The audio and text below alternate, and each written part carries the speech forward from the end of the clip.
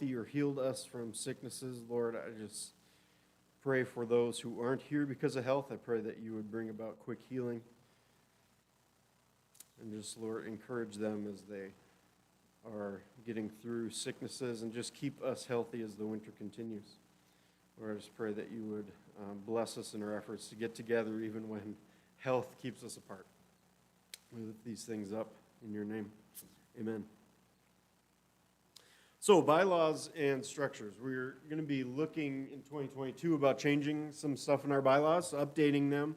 So is this a big deal? Is changing bylaws a big deal? Is it blasphemy to talk about suspending lines of bylaws or changing bylaws for an organization?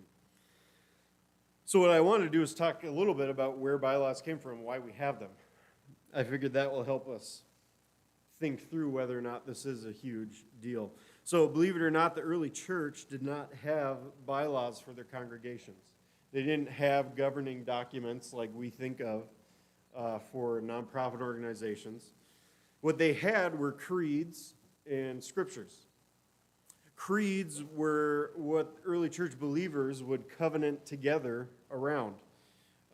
They would gather under these creeds. Some of them are the Apostles' Creed, the Nicene Creed, if you've heard of some of those. And we still often will say those together in churches today. And they even predate what we have as the New Testament. Before they had collected these scriptures together as the New Testament, they gathered under these creeds that were basically just simple statements of faith that you could memorize and everyone would ascribe to. Along with that, then they had scriptures. For the early church in the book of Acts, this would have mainly been the Old Testament. That was the only organized scriptures they had put together. And at that point, it had been together for hundreds of years already. But they also had these letters that were circulated written by the apostles. We're going through Ephesians right now, written by Paul. And there were many other letters that he wrote, as well as some of the other apostles. These would be circulated around through all the churches. And they would continually go back to them for guidance and help in thinking through spiritual issues and issues of the church. And again, these letters proved to be helpful. They proved themselves to be transforming in those who devoted themselves to them and studied them. And eventually there became unanimity among the churches on which letters were the most valuable and which letters God seemed to uniquely be working through. And eventually these were all gathered into what we call the New Testament, which is a collection of letters and the narratives of the Gospels. That, in a nutshell, it's kind of the Cliff Notes version of how the New Testament came to be assembled. You had this collection of letters that all these churches said, hey, yeah, these ones that we're using all seem to be really helping us, and God seems to be working through them. And that's how the New Testament was assembled. So again, the question of where did bylaws come from, why do we have them, and why are they part of churches today? Well, the United States government, they came up with an amazing plan, and it was a genius plan. They created something called nonprofit organizations. And one of the big things about nonprofit organizations is they're for the most part, they're supported by grants or donations from outside. Nonprofit doesn't mean that they don't make profit. It just means they have to do certain things with the profits that they make. So another thing with nonprofits is that you, as a taxpayer, if you give to a nonprofit, you get a tax break. If you give to charity, you can write it off in your taxes. Now, here's why this was a genius idea when they set this up as a government. Think about it from their perspective. So you have average Joe.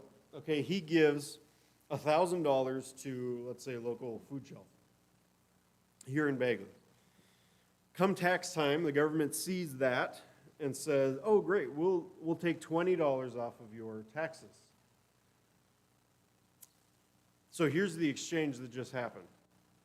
For essentially paying average Joe $20, the government got $1,000 worth of money poured into a local social work organization, doing work among a local community. It's an amazing deal for the government.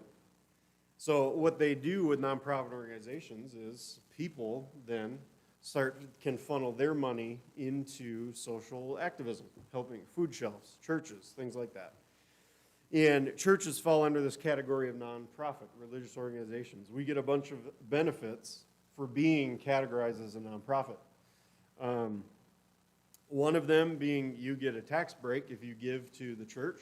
That's helpful. Another thing for us being a nonprofit religious organization, we don't have to pay taxes on the property that we have or the building, things like that. These benefits are huge and they're really valuable. So it's to our advantage to be a nonprofit organization.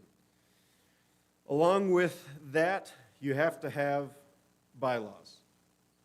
That's one of the stipulations. You have to have governing documents for an organization saying, here's how we do things, here's who's in charge of the organization, here's how you be a member, here's what we do, this is how we are going to spend our money, this is what guides us in our organization and what we do.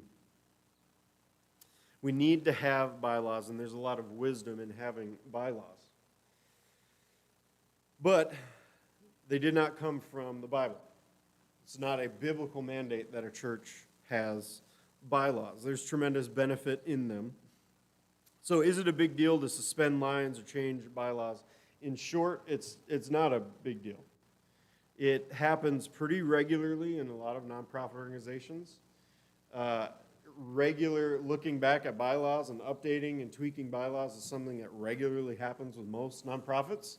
Unfortunately, it's not something that regularly happens with churches, because for some reason the bylaws shifted into this law set in stone that once you write these bylaws, you don't touch them, and that's how we govern ourselves, when it shouldn't necessarily be that way. Bylaws should be looked at regularly, be updated, and changed with the times. And none of that really is doctrinal. It's all mainly just looking at how is the organization structured and how can we best do that and put that on paper. Bylaws are not sacred commandments. They should not be written in stone and never touched again. Bylaws are simply the document that we have on file explaining and outlining, here's our leadership structure, here's how you become a part of it, and here's what our organization is about. Again, many churches do not picture bylaws this way. Churches do not exist to serve and fulfill their bylaws. Although some churches think that way, churches exist to serve and fulfill the mission of Christ. The bylaws serve that and should be constantly aligned to that mission and how the church sees fit. So here's a visual way to think about it. Unfortunately, some churches have the mindset that the bylaws are out in front, guiding how we do things, how we do ministry, and where we go. When in reality, the bylaws should really be trailing behind, explaining this is how we're structured.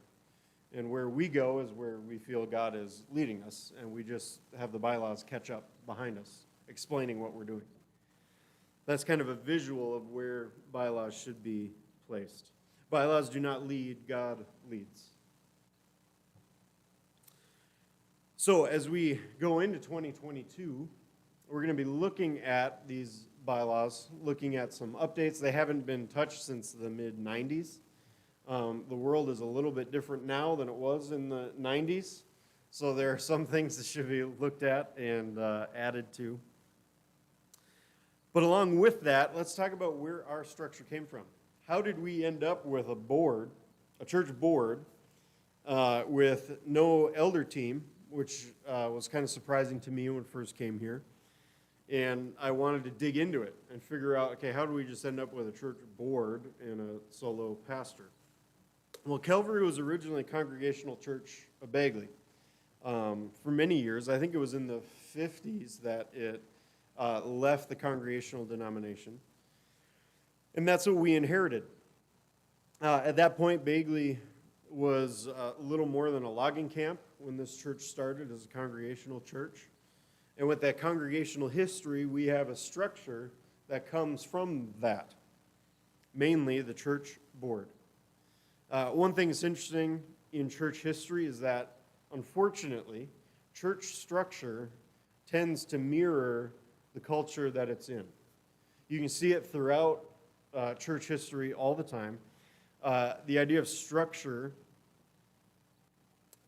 goes way back to when the church initially started growing and spreading. I'm talking way back in, medieval ages, right as Christianity was gaining in popularity among the Roman Empire. They began to have what we know as bishops. So as these churches grew and as Christianity spread to different regions, they needed people to have oversight over all of these different churches in a region. So they would break these places up into regions, and then they would put someone over those churches in that region, and they called them a bishop. We know that language, typically from Catholic Church, will still have bishops. And so remember I said the church structure kind of mirrors culture. This was very medieval style. You would have your king, the pope, and then you had the lesser lords over their region and kingdom, which were the bishops. It mirrored kind of the medieval government style. For us, and most churches in America, we're very democratic. We want to vote. We want to vote on everything. Every member should have their say and vote, and things are passed by a majority rule. The structure of our churches mirror our democratic kind of American culture. We think everyone should have a voice. We should all vote. We should talk about it. It's very democratic. That's not the way it was in the Bible. Typically in the Bible, they would have a gifted called leader, and people would say, yep, we'll follow you. We submit to you. And they would go. So there's a lot of wisdom in having voting and getting the voices heard of everyone in the congregation, but just know that comes from our mirroring of our culture and how we live and how we see things should be led and organized. So what happened with Calvary is that comes from that history of having a very strong regional leadership with a denomination. So you'd have this bishop over a region of churches, probably have one bishop over in Minnesota or something like that. And then the local churches would have this board with a pastor. And the board, in a sense, would act as the secretary or the liaison between the bishop. And they would carry out what the bishop thought should be happening within the churches. So this model of having a church board was very dependent on a strong central governing leadership in a denomination, because they would visit the church, tell the board, okay, here's what we're doing, and then the board would go and do it. We now, having left Congregational Church and are in the EFCA, the EFCA kind of prides itself on not having strong centralized leadership. That's what the free part of the evangelical free church is. There's not an overarching governing authority over the church telling it what we should do. And that would be even down to, here's what you're preaching on Sunday morning, here's the songs that you should do, this is what your church should do. We don't have that with the EFCA. Each church decides what it wants to do. Each church decides what books of the Bible it's going to preach through, things like that. So having that leftover structure of a strong centralized leadership with just a church board overseeing things, it maybe feels a little bit strange, because that structure that we inherited was designed for strong centralized denominational leadership, telling us, okay, here's what we should do, and then the board carries it out and reports back to the bishop. So that's a little history of how we ended up with the structure that we have. So now we get to some of the fun part, and we get into the Bible. So open with me to Acts 6. It's on page 971 in the Pew Bibles. This is the story of the first deacons in the Bible. Now, the word deacon simply means servant. Comes from the Greek word diakonos. It simply means one who serves the church.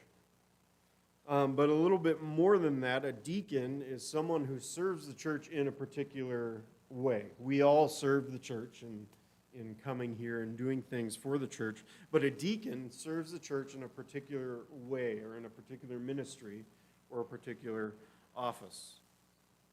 And if we were to take our structure and line it up with the Bible and the structure that it has there, our board members are deacons.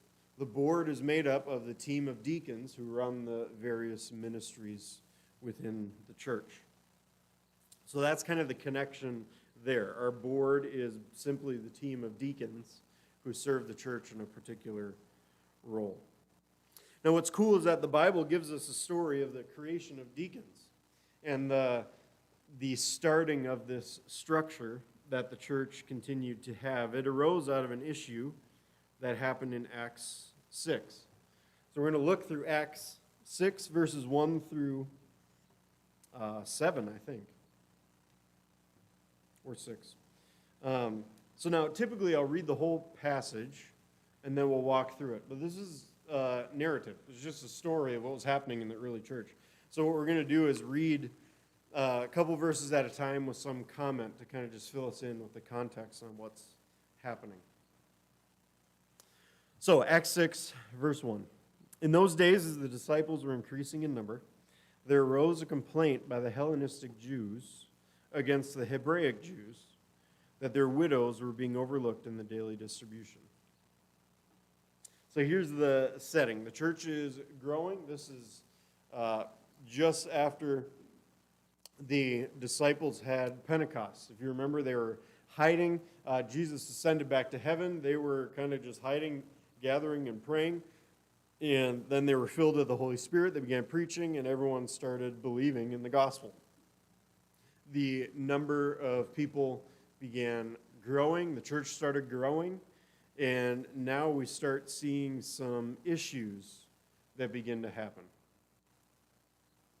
So back in Acts 2, we talked about this earlier this summer. If you remember, there's the description of how they lived together. What they did was they were selling what they had in excess, and they would share it. They had all things in common, is how they said it. So they would sell what they had in excess, and it would kind of all go into a pool, and then that would be distributed to people in the church who had need. So the church would regularly be distributing food and resources to those who were in need. In those days, orphans and widows were really the underprivileged. I mean, becoming a widow or an orphan was almost a death sentence unless someone took you in or helped you. There were no social work organizations. There was no social security. There wasn't any of that stuff that we have today. There was no state care that you could go to. There was no welfare system. It was really relied on the generosity of the people in the area.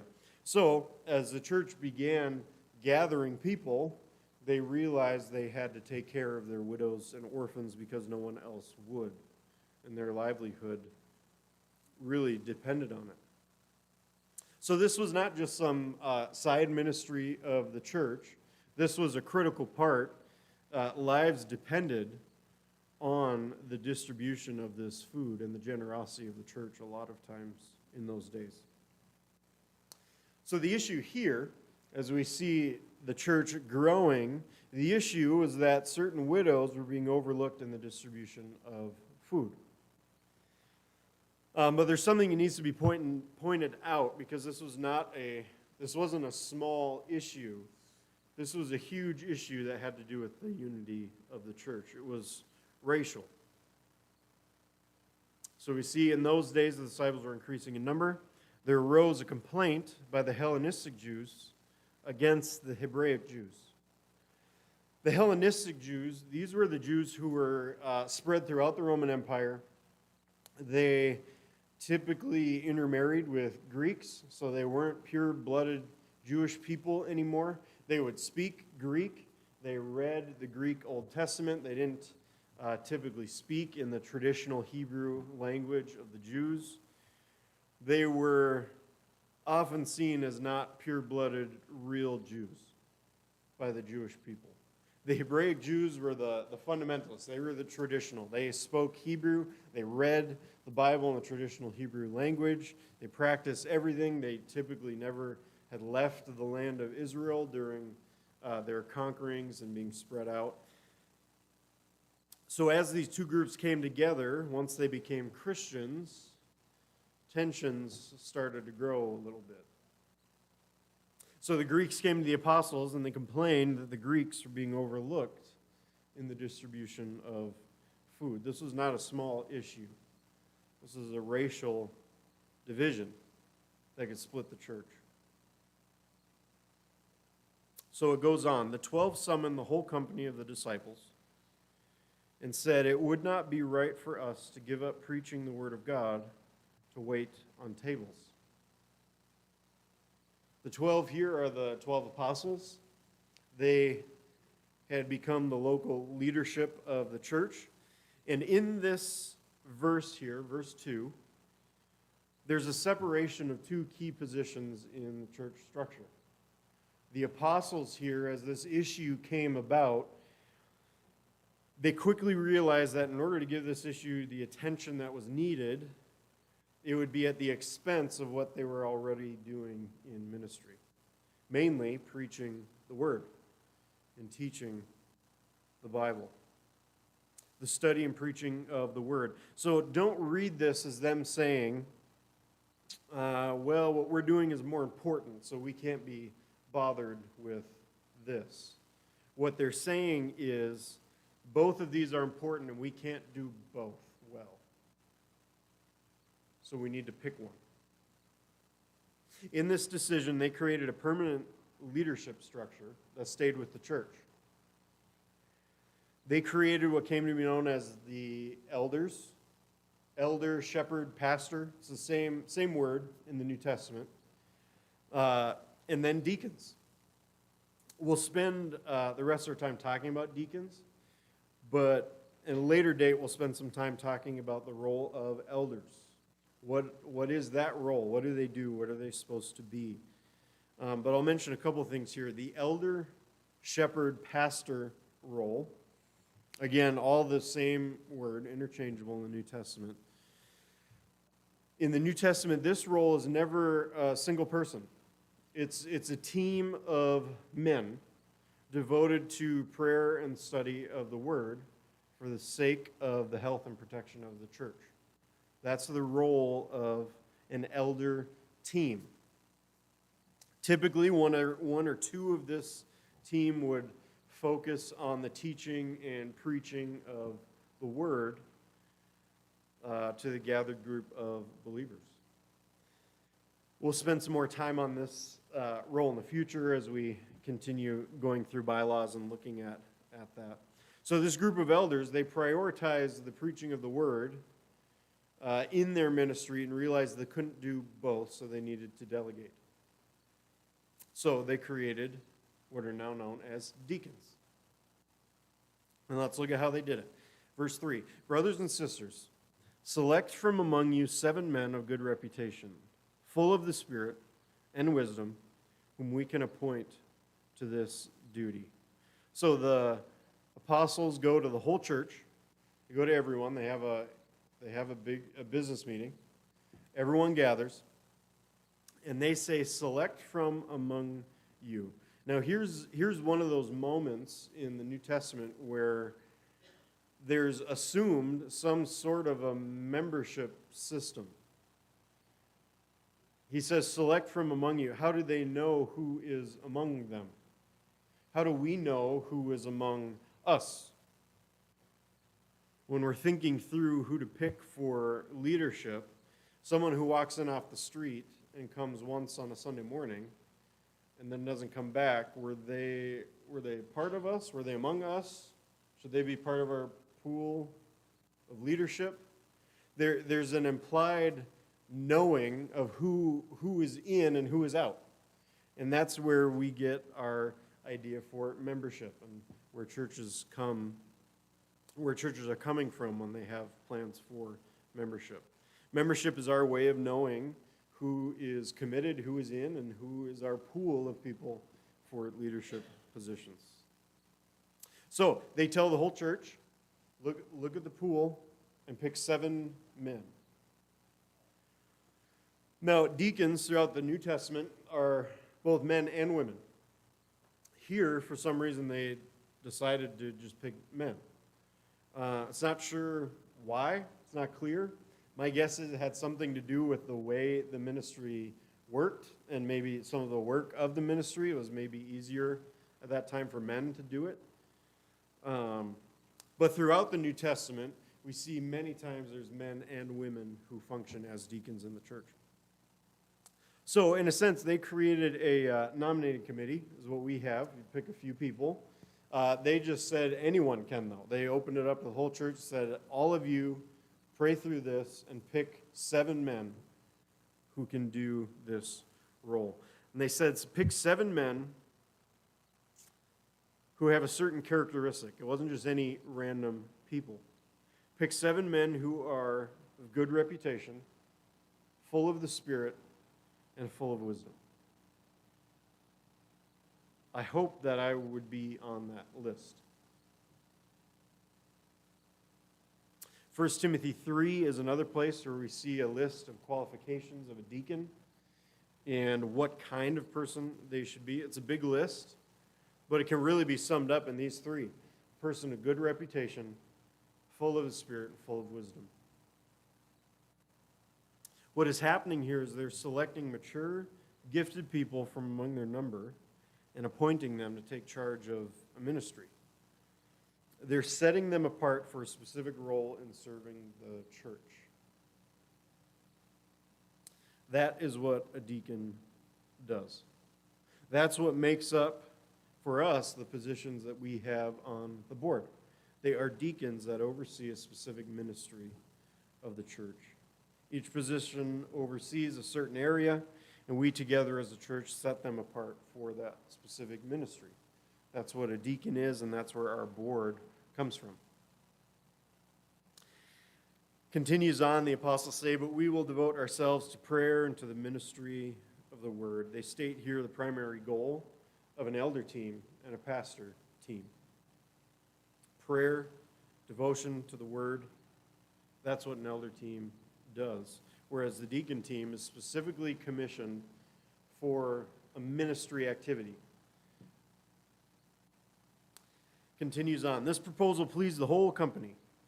So they chose Stephen, a man full of faith and the Holy Spirit, and Philip, and Prochorus, Nicanor, Timon, Parmenas, and Nicholas, a convert from Antioch.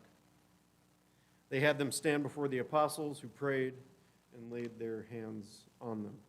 The whole congregation liked the idea. The whole church said, we like this. They were all okay with it. The whole church was on board. Now, the people they picked, they list all 7 of them. What's interesting is these are all Greek names. So step back and think about the situation. You have the Greeks in the congregation saying, yeah, I think you're leaving us out in distribution of the food. And the elder team, leadership team says, okay, pick 7 people to put in charge of this. And they picked 7 Greek people to put in charge of it. There's a lot of trust and wisdom in that. The Greeks were the ones who came to leadership saying, I think we're being left out. And the church as a whole comes together and says, okay, then you be in charge of it. You take it on. Think of the humility involved here. There's no debating, well, we got to make sure we have equal Greek and Hebrew on this team. We got to get say from both sides. They put Greeks in charge of the issue. But here's one thing. When we are picking people who have the characteristics they were looking for, good reputation, full of the Spirit, full of wisdom. You don't need to worry about things. A person who is like that will do well, no matter where you put them. That's the genius of the qualifications of a deacon. And what the Bible tells us here is the type of person you got to look for to put in charge of your stuff. Because when they're that type of person, good reputation, full of the Spirit, full of wisdom, they will flourish in what they're put in charge of. There were no power games played here. Priority was to fix the issue that was arising in ministry before it broke the church. That was the priority. There was an issue, let's put gifted people in charge of it to fix it.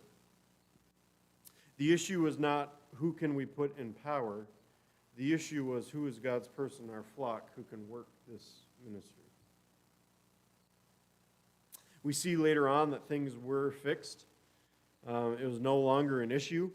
Never comes up again in the book of Acts. In addition to that, Stephen, one of the 7, he became the first person to be killed for his faith. In Acts 7, the very next chapter, we see him preaching in the street. He's arrested and killed. Not bad for someone whose primary ministry was to wait on tables after church service. The gifted people who are of good reputation, filled with the Spirit, filled with wisdom, they flourish wherever you put them. And those are the type of people who serve well as deacons. A couple things to note. Positions here, they arose out of ministry need.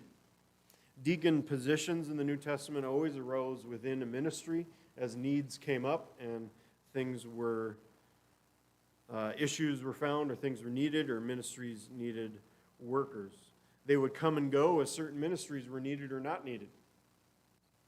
It's unlike what we have here at Calvary, where in our bylaws we have written out every role of a deacon that we're supposed to have. It's not fluid. It doesn't come and go as ministry needs happen. In the book of Acts, it was very fluid, changed all the time.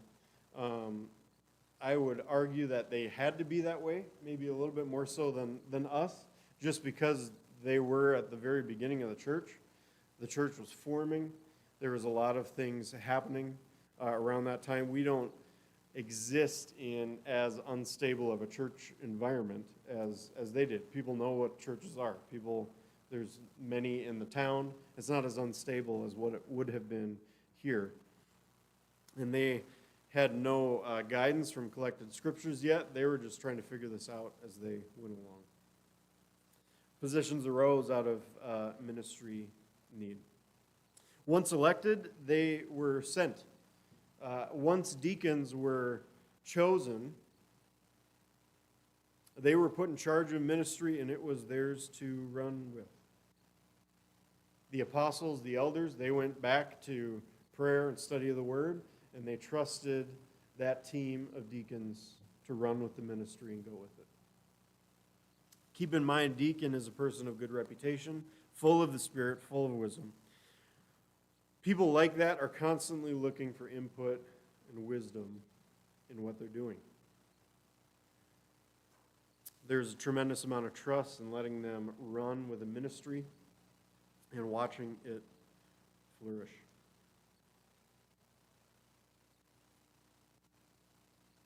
Even though it was their ministry, they knew the value of input and the wisdom of speaking into their lives and guiding those ministries. So like I said, our board is made up of this position, biblically. So our board is the team of deacons that oversee certain ministries of the church.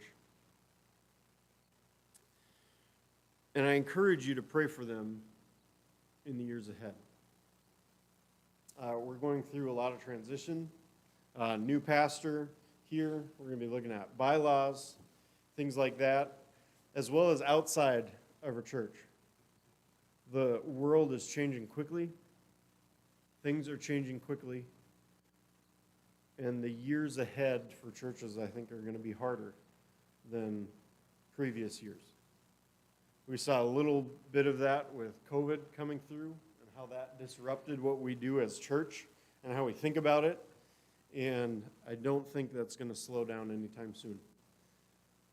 Things are going to get difficult for churches, I think, in the years ahead.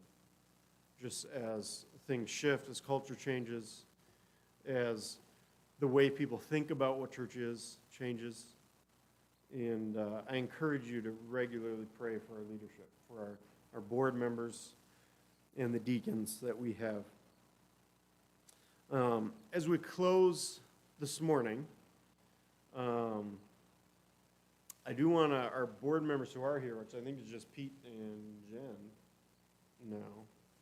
now. Ron was out, Julie's out. I wanted to have them, have you guys come up, and we'll pray for you at the end of the service here. So you can come on up. And there's a small amount of us here this morning. So why don't we all come up and gather around Pete and Jen and lay our hands on them and pray for them.